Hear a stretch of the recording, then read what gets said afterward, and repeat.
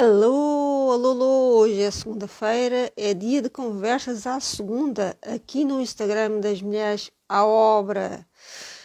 O meu nome é Mafas Borralho, sou especialista em marketing digital e hoje vou estar à conversa com quem? Com quem? Eu não pus aí, pus no story, com a Fátima Mariano, jornalista de profissão, uma excelente comunicadora e vai ser uma conversa muito interessante. Vamos chamar a Fátima.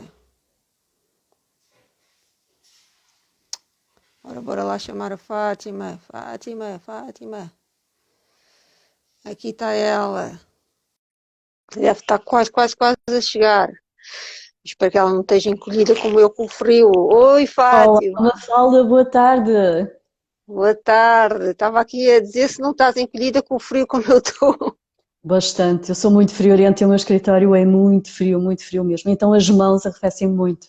É Trabalho sempre verdade, com luvas de ver. estarmos no computador, elas arrefecem, é verdade. Sim, é verdade. Olha, Olha, antes de mais, muito obrigada pelo convite. É um gosto estar aqui contigo e pertencer a este grupo maravilhoso que são as Mulheres à Obra. obrigada, Fátima, por teres aceito o convite. Tens aí um percurso muito interessante. Mas como és recente aqui na comunidade e nunca dinamizaste nada, que é uma pena, que eu acho que É, estamos aqui a perder um potencial enorme, mas eu tenho certeza que na altura certa avanças. Quem é a Fátima Mariano? bom, essa é aquela pergunta muito difícil de responder porque eu sou muita coisa. Como todas nós somos muita coisa, não é? Somos filhas, mães, esposas, amigas. Profissionalmente sou jornalista há mais de 20 anos. Fiz o meu percurso na imprensa escrita, sempre em jornais. Ok? Sou também a historiadora, fiz um mestrado e um doutoramento em História Contemporânea e também a revisora de textos. E sou autora de 2 livros de História de Portugal. Além de colecionadora de pacotes de açúcar, eu tenho milhares de pacotes de açúcar, é uma grande paixão. E de uma leitora compulsiva também, de livros, jornais, revistas, blogs. Como vês, tenho uma diversidade de interesses, quer profissionais, quer pessoais. Então, a tua vida então começa no jornalismo. Sim, Ah, é a tua formação de académica base. também, de base. Sim, eu sou licenciada em Ciências da Comunicação, na variante jornalismo. Iniciei-me no jornalismo em 1997, no Diário de Notícias. Em 1998 transferi-me para o Jornal de Notícias, onde fiquei até 2014. Nesse ano houve um despedimento coletivo, foram despedidas mais de 100 pessoas e eu fui uma das contempladas pelo despedimento coletivo, portanto, desde 2014 trabalho por conta própria. Tenho estado a consolidar aos poucos o meu trabalho, não são áreas fáceis, o jornalismo atravessa uma crise muito grave, como devem saber, portanto tem sido um caminho muito demorado, mas que eu acho que acredito vou alcançar os meus objetivos. Claro que sim. E conta-me agora essa paixão por história. Escreveste 2 livros e eu, por acaso, eu tenho um deles. Ah, sério? Então, não me digas que é os grandes mistérios da história de Portugal. Não, é o outro. As Mulheres e a Primeira República. Sim. Uhum. Fico muito contente. A história sempre foi uma paixão desde criança. Sempre gostei muito de histórias ficcionais, como todas as crianças, o Capuchinho Vermelho, que era no meu tempo, o Gato das Botas e todas essas histórias. Eu sempre fui uma criança e uma adolescente muito curiosa, e sempre quis saber o porquê das coisas. E eu acho que o jornalismo e a história casam muito, embora por vezes não se tenha essa noção. Eu sempre gostei muito de história, sempre li muito sobre história, quis saber mais, só que quando tive que decidir o meu percurso académico, achei que a história não iria dar a lado algum. É muito difícil fazer carreira também na área da história, e portanto acabei por optar pelo jornalismo, também porque acho que o jornalismo tem muito que ver com a história, a questão do queremos saber mais, do divulgarmos. É uma história do presente, enquanto a outra história, com H grande, é a história do passado. Mas elas casam-se muito. E quando estava mais ou menos a meio, digamos assim, do meu percurso jornalístico, achei que me faltavam algumas ferramentas, algumas bases da história mais contemporânea, porque nós também lidamos, nomeadamente o 25 de Abril, a Guerra Sim. Colonial, a ditadura do Estado Novo. Sentia que me faltavam essas bases e, portanto, inscrevi-me no mestrado de História Contemporânea, gostei, Fiz depois um interregno porque fazer um mestrado e trabalhar a tempo inteiro como jornalista é muito complicado. Fiz um interregno e alguns anos depois então iniciei o doutoramento que terminei em 2018. Olha, recente, parabéns, uma Sim. mulher sempre aí a estudar. É verdade, eu tenho um amigo que ele é professor de História e de facto aquilo, pelo menos no nosso país, não há, me parece que não há assim um grande futuro, ou és professor ou então és um historiador, não é? Sim, eu nunca quis muito a vertente da docência, nunca me vi muito dar aulas, eu sempre quis a parte da investigação, de mexer nas fontes antigas, de interpretá-las, conhecê-las, colocá-las em confronto e depois transmiti-las ao público mais alargado. E esse é um dos objetivos dos meus livros de história. Eu tenho a vertente jornalística e, portanto, utilizo muito essa linguagem jornalística para fazer chegar a história a outros públicos que não os académicos. Porque por vezes nós, os académicos, escrevemos para nós próprios, não é? Para os nossos colegas, e a história acaba por não chegar a um público mais geral. E eu acho que é muito importante fazermos chegar essa história a mais pessoas, não só às pessoas que são da área efetivamente e que são da universidade e que são investigadores, mas também a todas as outras pessoas. E é esse o meu propósito, é para isso que eu me esforço também quando escrevo um livro de história. Olha, tu achas que quem escreve um livro é a mesma coisa de quem escreve para um blog? Não é a mesma coisa porque o estilo de escrita tem de ser diferente. Para já, no blog, um livro tu encerras aquele capítulo, fechas, tens princípio, meio e fim, e fechas aquele capítulo. Não quer dizer que posteriormente não escrevas um livro que prossiga a história ou que revisite aquela história. No blog não, no blog tu tens que escrever com mais regularidade. Tens que obedecer a umas regras que para mim são tramadas, confesso, aquelas regras do Yoast, do Google, por causa das pesquisas dos motores de busca. Limitam muito a criatividade da escrita e eu confesso que tenho muita dificuldade por isso. Porque cada uma de nós tem uma escrita, um estilo de escrita muito próprio, por vezes que não se coaduna com essas regras dos motores de busca. Sim. Portanto, são escritas diferentes, são públicos diferentes, têm uma regularidade diferente, são diferentes, não tem nada a ver uma com a outra. Para quem está aqui a ver, já vi a Raquel e a Paula por aí, olá, aqui a Alexia, a Cláudia, olá a todas, bem-vindas aqui às conversas à segunda. Para quem está a ver e às vezes pensa, até gostava de escrever, até gostava de escrever um livro. Pode contar com a tua ajuda, claro. Sim. Quais são as principais dicas que tu dás a quem te está a ouvir? A primeira dica que eu dou é, a pessoa tem que pensar para que é que quer escrever o livro, qual é o propósito do livro, sobre que tema quer o livro, se vai debruçar o livro e para que público é que se vai dirigir o livro. Uma coisa é eu escrever um livro dirigido a adolescentes, Sim. Outra coisa é eu escrever um livro dirigido a adultos e mesmo a adultos, uma coisa é eu escrever um livro sobre uma temática profissional, mais técnica, outra é um romance, um livro de poesia. Portanto, temos que definir à partida que tipo de livro queremos escrever, com que propósito e para quem.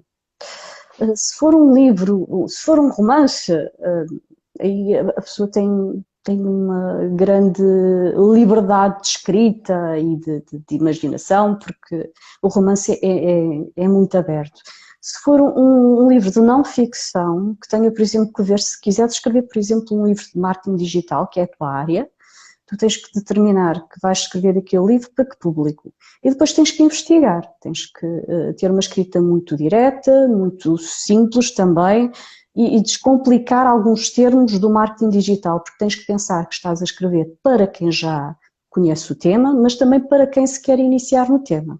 E o que eu por vezes sinto é que quando são livros técnicos o autor se esquece muito do que pode estar a ser lido por pessoas que estão a iniciar no tema e portanto esquece de descomplicar os termos mais técnicos. E esse também é um conselho que eu dou, por exemplo, dar a ler a uma pessoa que não seja da área e pedir à pessoa que se interrogue, que leia, que pergunte o que é que não entende e depois então simplificar esses termos, por exemplo. É um dos conselhos que eu dou a quem quer escrever um livro mais técnico, por exemplo. Olha, interessante. É ler muito. O conceito principal para quem quer escrever é ler. ler muito e ler sobre tudo, não ler só sobre a sua área. Porque nós, ao lermos, temos conhecimento de vários estilos de escrita, aprendemos, enriquecemos o nosso vocabulário, que também é extremamente importante, e ajuda-nos a descomplicar a própria escrita, porque por vezes temos aquela questão de estamos à frente do computador ou de uma folha, eu tenho cá as ideias todas dentro da cabeça, e agora como é que eu as faço para o papel? Até eu que tenho muitos anos de prática de escrita, por vezes tenho esses bloqueios. Sei o que quero escrever e tenho alguma dificuldade em arrancar. Portanto, ler é o meu conselho. Leiam e leiam muito, leiam todos os dias, nem que seja apenas 10 minutos, 20 minutos, mas leiam muito, porque esse é o passo principal para começar a escrever. Tu, no teu dia a dia, ajudas muitas pessoas que querem lançar o seu primeiro livro com Não perguntas. tenho, eu tenho feito mais a parte de revisão, ou seja, Ok, os manuscritos chegam já finalizados. E o ok. que eu faço, não só a quem escreve livros, mas também, por exemplo, tenho ajudado estudantes de mestrado e doutoramento com as suas dissertações e as suas teses. O manuscrito chega-me já finalizado, por assim dizer, por parte do autor. Eu faço uma revisão não só estilística, também ortográfica, gramatical, e depois dou conselhos também de como melhorar, como melhor passar a mensagem para quem vai ler. Obviamente que uma tese de doutoramento é diferente de um livro para o público geral e eu também tenho isso em conta, mas eu coloco-me sempre no papel de quem vai ler e, portanto, interrogo depois o autor, isto não entendi, acho que esta parte do manuscrito deveria ir mais para o fim ou mais para o princípio e, portanto, também dou esses conselhos, dependendo, claro, do serviço que o cliente também contrata. Olha, muito interessante isso que disseste. E voltando aqui um bocadinho atrás do marketing digital, é verdade, eu tenho um livro, dos primeiros livros, são vários autores portugueses e ele não está escrito para leigos, ele está escrito para quem já está com um nível muito, muito elevado e se não dominas, de facto, é verdade. Apontaste aqui uma Sim. coisa muito importante. Ou isso está logo na capa, na introdução do livro, e o livro diz claramente isto não é para quem se está a iniciar, e eu aí não compro o livro, obviamente, ou então o que acontece na maioria das vezes não está, a pessoa acaba por comprar o livro e por vezes até acaba por se desmotivar da leitura porque não entende o que está escrito. E esse de facto é um dos problemas que eu noto por vezes em livros mais técnicos. É verdade. Olha, na tua experiência enquanto historiadora, nos livros que escreveste de história, porquê estes assuntos? Há tanta coisa que podia-se falar e foste focar logo mesmo aqui no nosso passado e nas mulheres. Porquê? Sim, o primeiro livro que eu publiquei foi a minha dissertação de mestrado Ok. sobre o movimento feminista português durante o período da Primeira República. E porquê? Eu nasci rodeada de mulheres na minha família, mãe, tias, primas, a minha avó, são mulheres muito fortes, a minha avó materna, sobretudo com quem eu cheguei a viver, era uma mulher, é ainda um ideal para mim, é uma figura de referência, ela viveu no tempo da Segunda Guerra Mundial, eu adorava ouvir as histórias, ela ficou viúva com 30 e poucos anos, com 4 filhos, portanto, numa aldeia de Trás-os-Montes, no Concelho da Régua, Canelas, para quem eu mando um beijinho enorme. Ela teve que lutar muito, porque ser mulher, viúva, com 4 filhos menores a cargo, numa aldeia atrás dos montes durante a Segunda Guerra Mundial, imaginem que devem ter sido muito difícil. Eu adorava ouvir aquelas histórias. E eu comecei a perguntar-me, uau, como é que uma mulher conseguiu fazer o que a minha avó conseguiu? Ela e outras, obviamente. E, portanto, e depois também, quando eu comecei, à medida que eu fui crescendo, eu sou filha única e senti que eu era muito protegida. Não podia ir para a rua brincar com os meninos, não. Eu tenho 46 anos, portanto, quem está na minha faixa etária se calhar também passou por isso. Ficar até tarde na rua também não. E eu sempre me interroguei, mas bolas, porquê? Por eu ser menina, mas porquê que tem que ser assim? E então quis perceber esses porquês e por isso fui investigar mais, fui ler mais sobre a questão dos direitos das mulheres em Portugal e no mundo também, mas sobretudo em Portugal, e de forma é que foi evoluindo, de forma é que as mulheres, enquanto coletivo, foram também lutando por esses direitos e pelas igualdades de oportunidades. Portanto, a partir da minha própria experiência familiar e pessoal para chegar ao coletivo. E foi assim foi por esse motivo que eu decidi estudar o movimento feminista português, que é o meu primeiro livro. Este último, que foi publicado em 2019 pela Contraponto, chama-se Grandes Mistérios da História de Portugal. São histórias que não são muito conhecidas do grande público, embora algumas foquem o Dom Sebastião, que desapareceu, que irá aparecer numa manhã de nevoeiro, segundo alguns, foca também a questão do Marquês de Pombal, mas eu trago uma outra perspectiva que não é muito, que normalmente não é muito focada nos livros de história. E achei interessante trazer essas histórias menos conhecidas, porque normalmente fala-se da história mais geral, mais política, social, económica, cultural, e não se vai às histórias mais particulares. Eu sou uma grande defensora das histórias locais, acho que se devia apostar mais nas histórias das nossas aldeias, das nossas regiões, e também nas histórias mais pessoais, porque encontramos figuras em algumas aldeias, algumas cidades no passado, muito interessantes para estudar. E posso já adiantar que estou a escrever um segundo livro na sequência desse, espero que seja este ano que saia, que seja publicado. Isto da Covid veio impactar também na questão da investigação e da escrita do livro, em que nesse livro vou focar personagens pouco conhecidas, a maioria delas, com histórias maravilhosas que eu acho que o público vai gostar. Personagens que fizeram parte da nossa história também. E o que me fascina é isso, é trazer para o grande público personagens e factos históricos que são pouco conhecidos, pelo menos pelo público em geral. Obviamente, na academia haverá quem as conheça e quem já as tenha estudado, mas para o público em geral, o meu foco será sempre o público geral. Olha, e nós vivemos num país tão rico, não é? É um país antigo, éramos nós e Espanha, os que dividiram Sim, aqui o são mundo. o país com as fronteiras mais antigas, limitadas mais antigas do mundo, portanto, com uma história riquíssima, que infelizmente às vezes é maltratada. Eu, como disse, eu gosto muito de história local, acho há alguns projetos interessantes já, a nível de autarquias e de instituições mais regionais, mas é extremamente importante apostar também na história local, até para nós reforçarmos aquele sentimento de pertença, de ligação. Eu, por exemplo, estudo muito a história da aldeia da minha avó materna, onde eu vivi há algum tempo, e isso reforça eu saber o passado daquela aldeia, saber algumas figuras, conhecer melhor algumas das figuras que lá viveram no passado, reforça-me ainda mais o laço de pertença e de gostar ainda mais daquela aldeia. E, portanto, eu acho extremamente importante fazer-se essa ligação e essa investigação histórica sobre as localidades, sejam vilas, aldeias, mesmo cidades, fugindo um pouco à história mais global da política, da economia, das medidas generalistas. Eu sou uma grande defensora disso e acho que há público também interessado nisso. Sim, porque as paredes contam histórias, não é? Há mercado.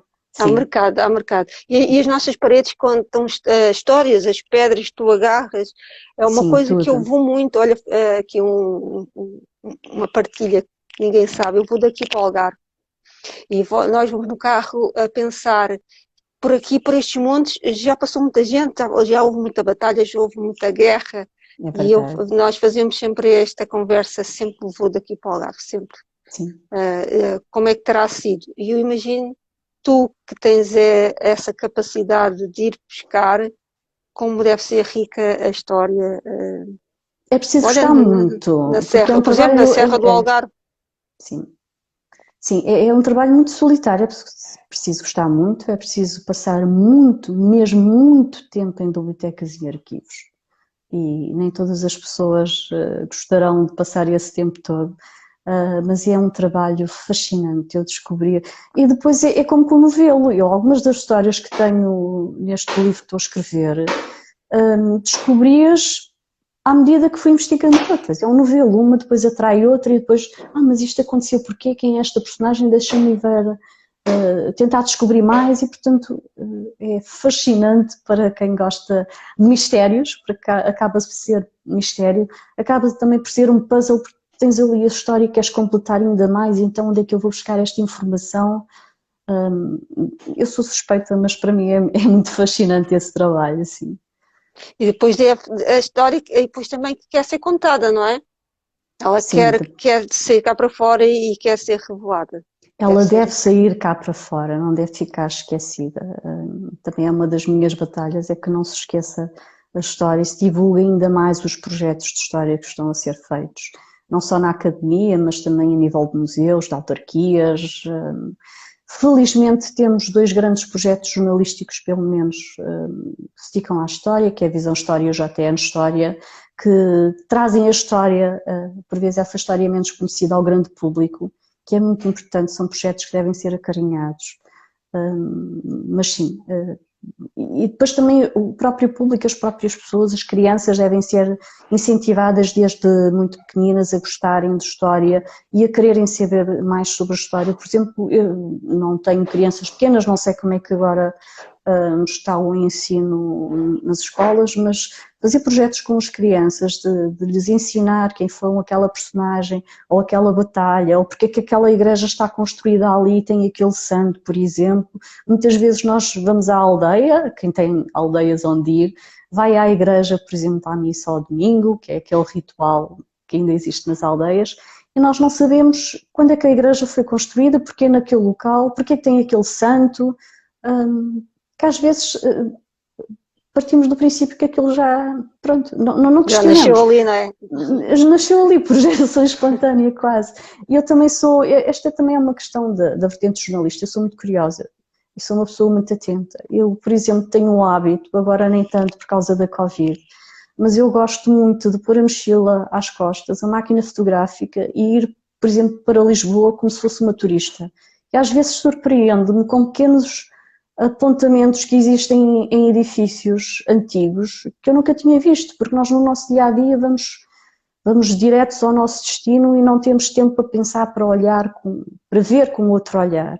E um dos exercícios que eu gosto, e mesmo durante as férias, por exemplo, quando consigo ir a férias, que nem sempre consigo, gosto de pegar no carro, ir para localidades que eu nunca visitei, sem fazer grande pesquisa, e depois então no local tentar descobrir, falar com as pessoas, perguntar-lhes, é uma das atividades que eu também gosto muito de fazer. Olha que interessante. E é aí que nasce a tua paixão pelos pacotes de açúcar? Não, os pacotes de açúcar, se queres que te diga, já nem sei como é que nasceu. Teria 13, 14 anos quando comecei a reunir os pacotes de açúcar, se calhar porque sou muito curiosa e comecei a olhar para os pacotes de outra maneira. A pessoa normalmente pega no pacote, rasga e põe o açúcar no café e não olha para o pacote em si. Eu se calhar também, por ser curiosa e ter esse olhar, comecei a olhar para eles de outra maneira.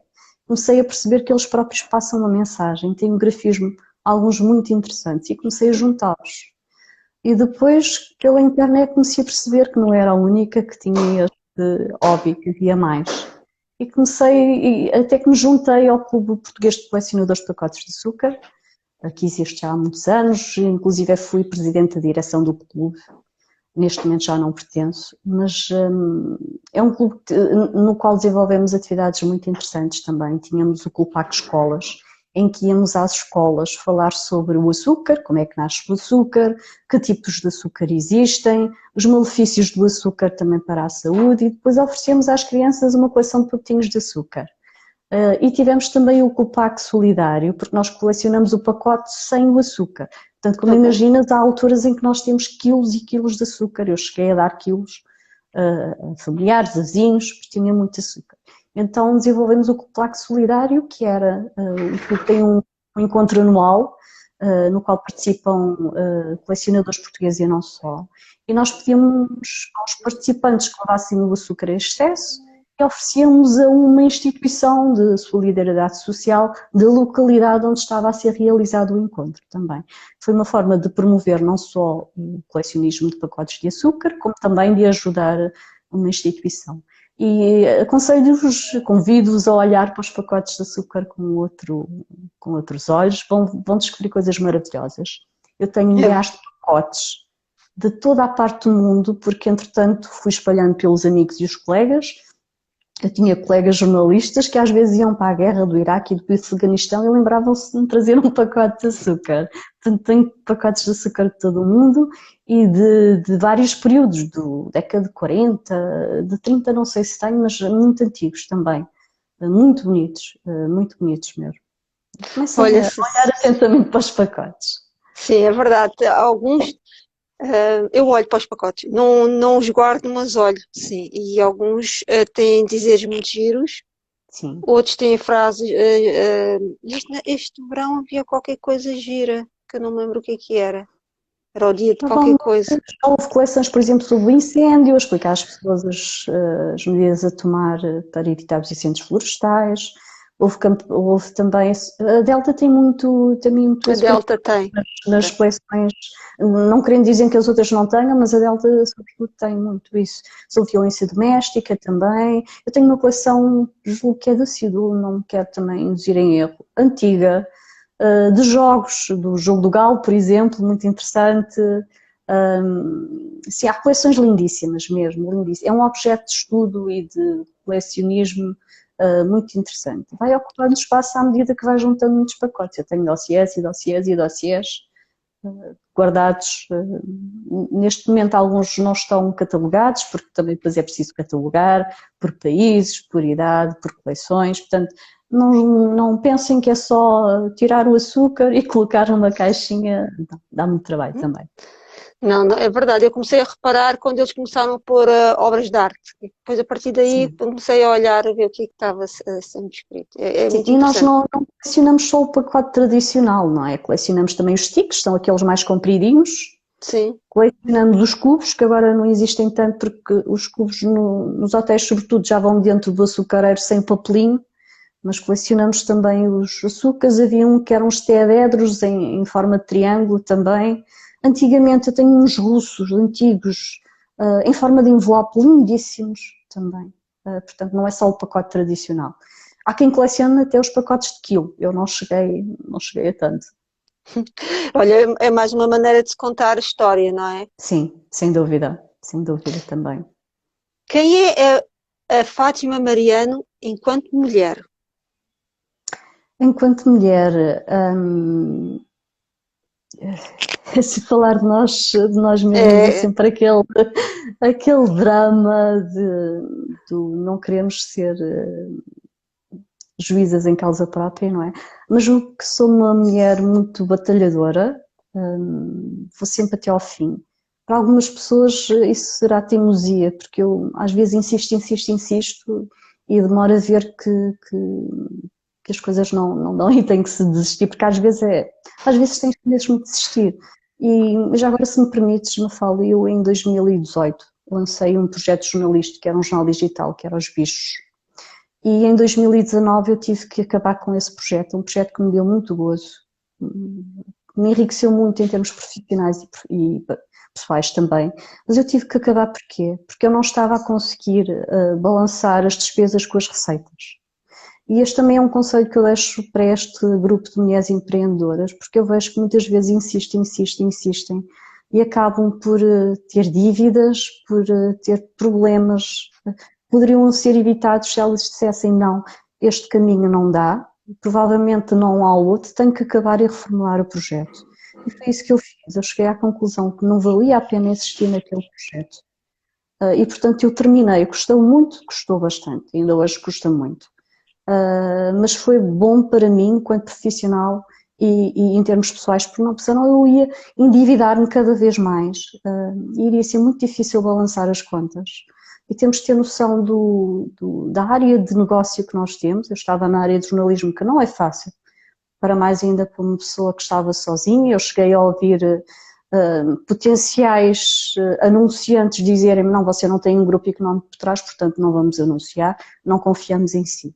Portanto, temos que ter bem noção da área de negócio que temos, dos parceiros que temos, e se de facto conseguimos alavancar o negócio, ou então se nos estamos a endividar, o melhor será mesmo acabar e começar outra coisa. Eu acabei, tive um período em que tive que parar, fazer o luto, digamos assim, porque é preciso fazer um luto num projeto ao qual demos tanto. E depois, bola para a frente, continuei e aqui estou. Ninguém morreu e, portanto, foi uma fase da minha vida. Outras virão, quem sabe se um dia não recupero aquele projeto.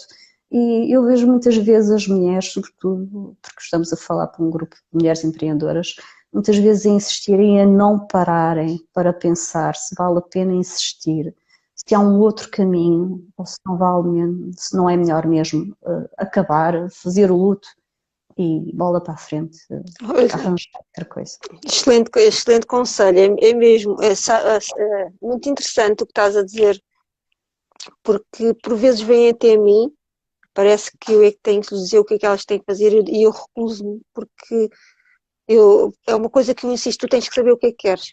É uma decisão individual. Não vou ser eu que vou decidir por ti.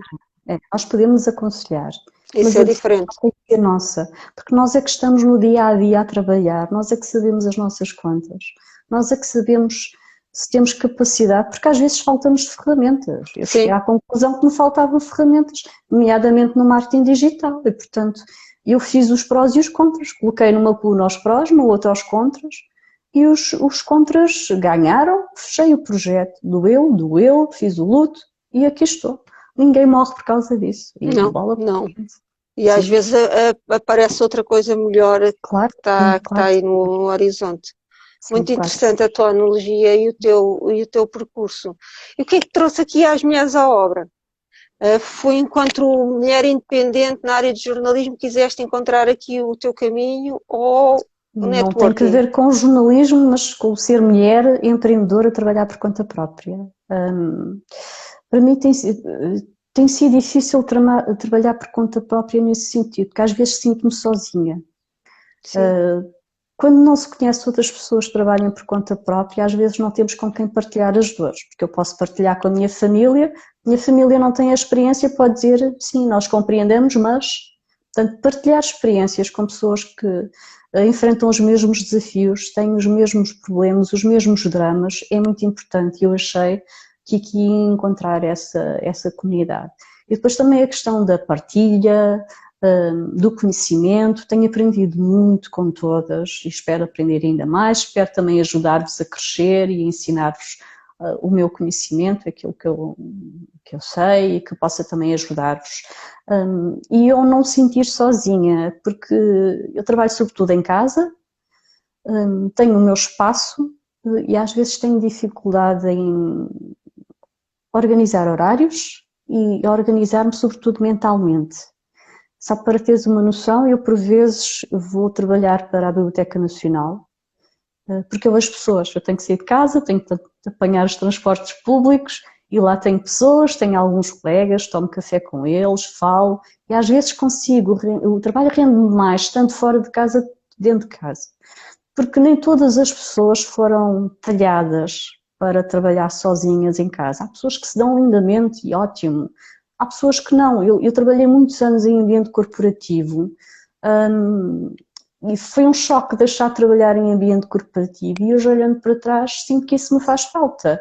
Às vezes estou a escrever um artigo, estando numa redação eu olhava para o colega do lado e perguntava-lhe, olha, achas que este artigo está bem, pode ser melhorado, entende-se o que quer dizer. Estando aqui em casa sozinha, eu não tenho com quem partilhar essas dores e essas dúvidas. Sou eu que tenho que decidir o título sozinho e depois o título vai, estando bem, não estando, podendo ser melhorado ou não.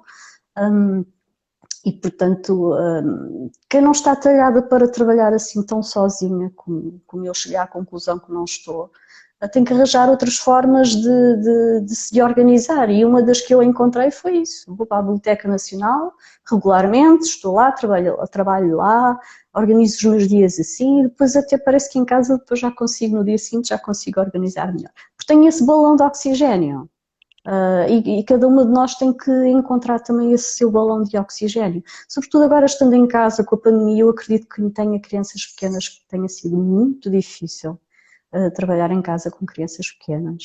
Mas quando isto retomar a normalidade, que esperemos que seja brevemente, mesmo que fiquem a teletrabalho, mesmo mulheres que trabalhem sozinhas, porque eu não tenho uma equipa, sou só eu, arranjei esse balão de oxigênio. Eu comecei também a fazer caminhadas, que me ajuda bastante em termos mentais e também ajuda a perder peso, também era preciso e, portanto, arranjei pelo menos estes 2 balões de oxigênio e aconselho toda a gente a encontrar o seu.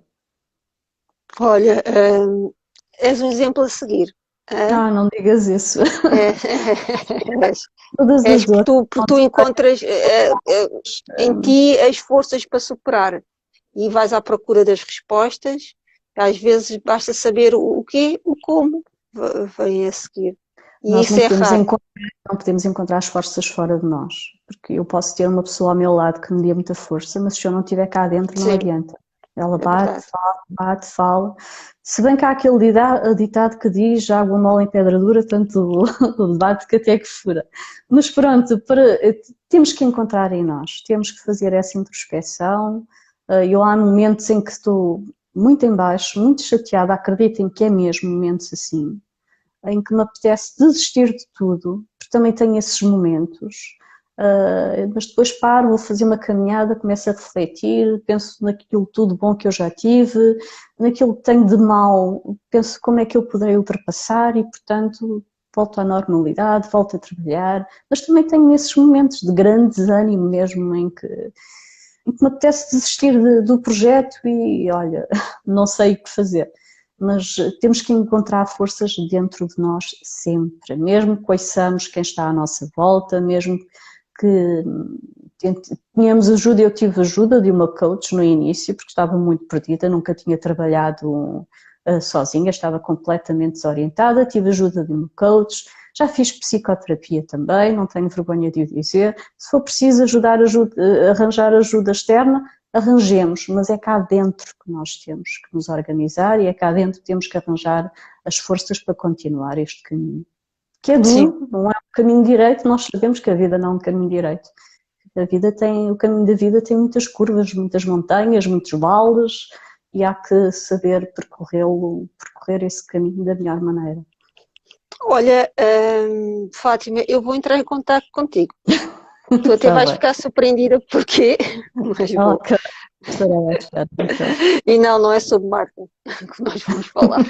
Acho que sobre marketing sou eu quem tenho que entrar em contato contigo, porque apesar de já ter lido muita coisa, ainda estou muito perdida.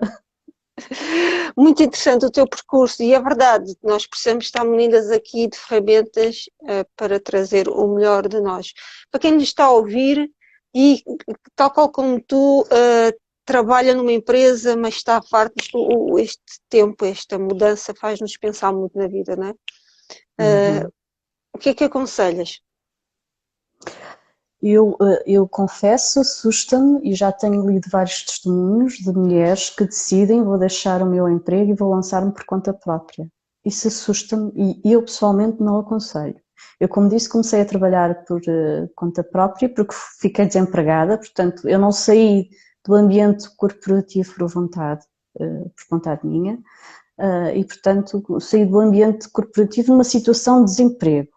Sim. Eu não aconselho a sair de um desemprego, tchau, adeus, agora vou iniciar o meu negócio. O que eu aconselho é a pessoa estudar bem o negócio que quer lançar, estudar muito, ver se tem as capacidades e as ferramentas necessárias e começar a trabalhá-lo ainda dentro de um ambiente corporativo. Há várias mulheres que lançaram os seus negócios, estando a trabalhar numa empresa, por exemplo, chegaram à conclusão que o negócio está a andar, está a aumentar, não têm capacidade para conciliar as duas coisas, então decidem desempregar-se e continuar com o seu negócio. Aí sim, aí sim.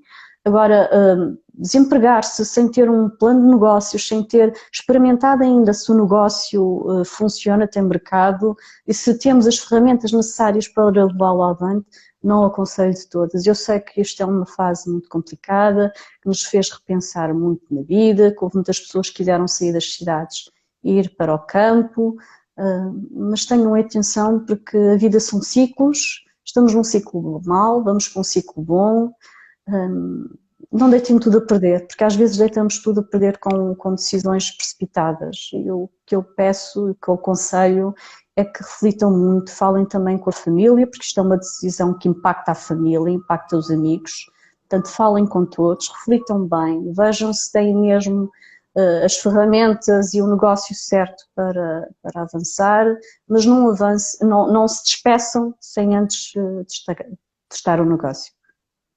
Muito bom. Olha, eu vi um avião a aterrar. Tu vives perto do aeroporto? Vivo na rota do aeroporto que vou dizer-te, é horrível. Eu lancei o meu canal no YouTube a semana passada, foi uma das conquistas. Eu ainda há pouco estava a falar com uma amiga e ela dizia: pois, há uns anos tu dizias, canal no YouTube, nem pensar, expor-me, nem Boa. penses. E portanto, olha, foi um dos desafios que eu coloquei para este ano, foi o canal no YouTube.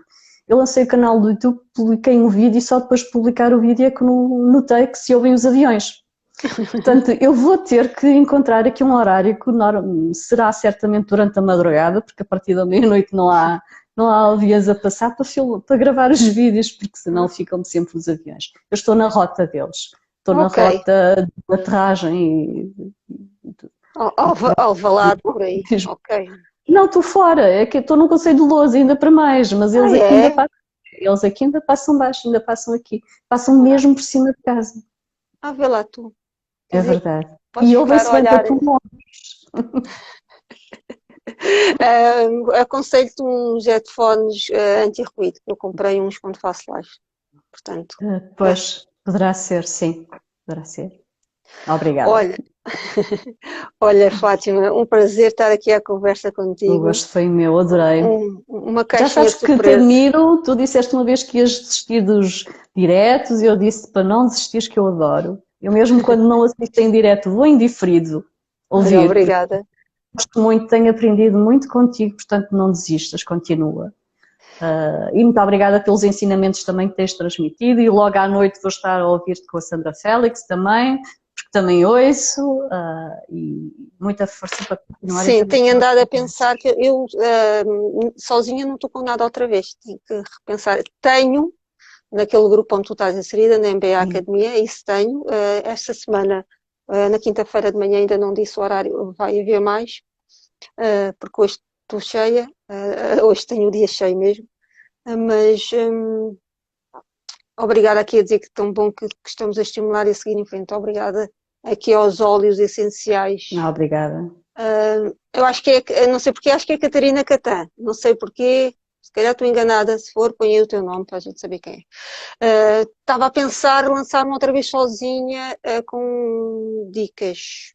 Deixa eu ver aqui o meu planeamento.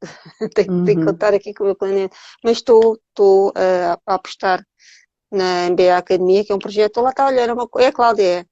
Era um projeto que estava na gaveta há muito tempo e agora foi. E vem aí fica aqui, o cheirinho, vem aí cursos de low cost. E quando eu falo low cost, É mesmo low cost. é mesmo low cost. Depois não digam que não conseguem, porque Que não depois é avisaste. ridículo. Que não avisaste. Depois é ridículo se disserem que não têm dinheiro, porque aí já é ridículo. Porque é mesmo low cost, é só para dizer que têm que pagar. É mesmo low cost. Olha, a menos de 10 euros. Menos de 10 euros por curso. Ok. Das ferramentas gratuitas. É mesmo para. Porque eu também já tive o mesmo caminho, né? Temos a mania que somos do marketing, mas todos nós temos o mesmo caminho, entramos, não sabemos, temos dúvidas, não tem dinheiro, como é que Sim, é tudo verdade. muito caro. E depois, não sei se tu sentes isso, Fátima, depois há o salto muito grande. Eu estou na fase que, se eu quiser, dou o salto muito grande, mas não é com essas pessoas que eu quero trabalhar, é com vocês, é pessoas como tu, e por isso os valores Mas continuam tens que dar o ali. salto com segurança, porque às vezes damos saltos grandes e chegamos à conclusão que não estávamos preparados para esse salto. Acho que os valores são absurdos para o país, para a realidade em que vivemos. Há quem consiga pagar e tudo certo, mas Sim, claro, não encontras o intermédio. E é aí no intermédio que eu quero estar. Sim, é porque se tiveres um preço muito baixo, a pessoa vai desconfiar, vai dizer que o valor que tu vais passar é pouco, não é? O valor do Mas depois conhecimento. vêm até mim e ficam surpreendidos. Sim, acredito que sim.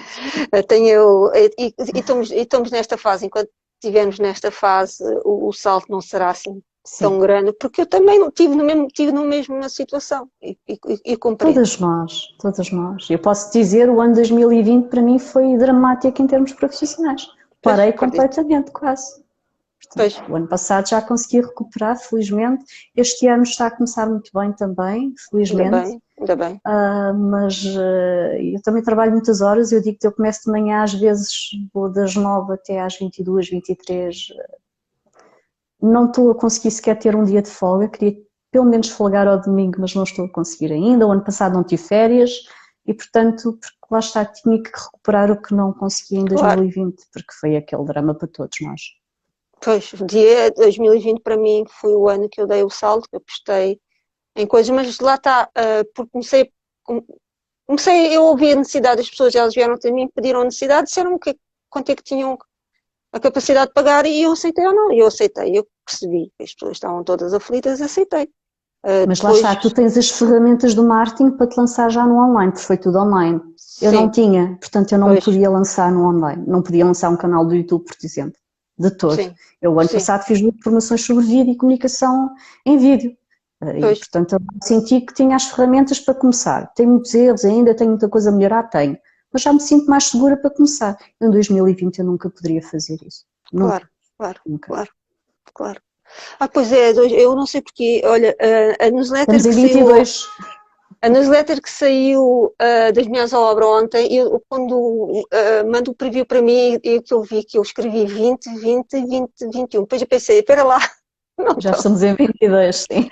Achei que isto passou, eu não dei pela passagem. Sim, Então foi em 2021, mas foi em 2020 que eu dei o salto, sim. em 2021 dei um salto maior ainda, sim. E agora estou só a adquirir aqui o meu conhecimento, a posicionar-me e decidir quais são os valores que quero já Uhum. estabelecidos. Olha, eu sei que sim, Fátima, que nós às vezes praticamos preços baratos e as pessoas acham que não temos valor, mas eu estou a tentar mudar esse estigma, Uhum. para dar a entender que eu quero trabalhar com estas pessoas que estão em dificuldades. Então, para eu trabalhar com estas pessoas que estão em dificuldades, eu Sim, não eu posso acho que praticar valores muito altos e temos que perder esse estigma por ser barato, não sim, quer dizer que não seja bom. Então vocês não compram coisas em acredito. promoções e Sim, não são boas na mesma. compramos, Não, são não vão boas. ao Freeport comprar. Eu E não também vou só, lá. e outras lojas que não vale a pena aqui a referir, não é? Então vamos lá deixar de Eu não vou parvoíces. deixar de ser profissional porque vou cobrar 5 euros a um cliente ou porque cobro 1000. Eu não sou melhor Exato. profissional porque cobro 1000. Até Não, porque não. uma pessoa extremamente exigente comigo mesmo, eu sou muito perfeccionista, que também às vezes não é bom. Nada disso. Portanto, É cobrar 5 posicionamento euros, vou fazer a qualidade de trabalho é a mesma. igualzinha. Não te sentirá nem pôr. Só que eu decido que eu quero trabalhar com um público com recurso menor ou se decido se quero Claro, trabalhar com um público com recurso claro. maior. É só isso. E temos que ser uns para os outros. É o que eu acho. Sim, acho que sim. Então Sobretudo nesta fase tão difícil para todos. eu acho que sim, todos juntos conseguimos melhorar. O sucesso dos meus clientes é o meu sucesso Claro, e por isso, se eles não tiverem sucesso, independentemente do valor que lhes cobro, eu também não tenho. E é isso sem que dúvida. e pelos vistos é o teu pensamento também. Sim, sem dúvida, sim. Bora falar, Fátima, que eu tenho aí uma coisa pendurada que eu acho que és tu que és a minha salvação. Vamos falar. Olha, Já me estás gostei a muito. colocar muito peso nos ombros, mas sim, vamos falar. Não, que isto é para levar com calma. Sim, acho que sim, acho que sim. Falamos sobre isso. Mafalda, foi um gosto enorme estar Muito contigo aqui. prazer. E Muito um prazer em bom te conhecer trabalho a melhor. todas também e a todas as que fazem parte desta comunidade. E muita força para estes tempos, que são difíceis, mas vamos conseguir Vamos ultrapassá-los. conseguir, sim, tenho a certeza. Ainda por cima aqui na comunidade, quem nos Sim, segue fica a saber que aqui a comunidade no ano 2021 deu aqui um passo muito grande em frente e neste ano que está a começar vai dar mais ainda e portanto vamos dar muito que falar, não é assim, Fátima? uhum. É verdade, vamos mesmo. Olha, mais uma vez obrigada a quem esteve aí Beijinho, desse lado. um beijinho a Fiquem bem, todas. fiquem em segurança. Está frio, mas agasalhem-se, mas fiquem em casa que estão mais no quentinho. Uhum. Uhum. Beijinho grande e Beijinhos, até bom para a semana. almoço. Bom Até para a almoço. semana.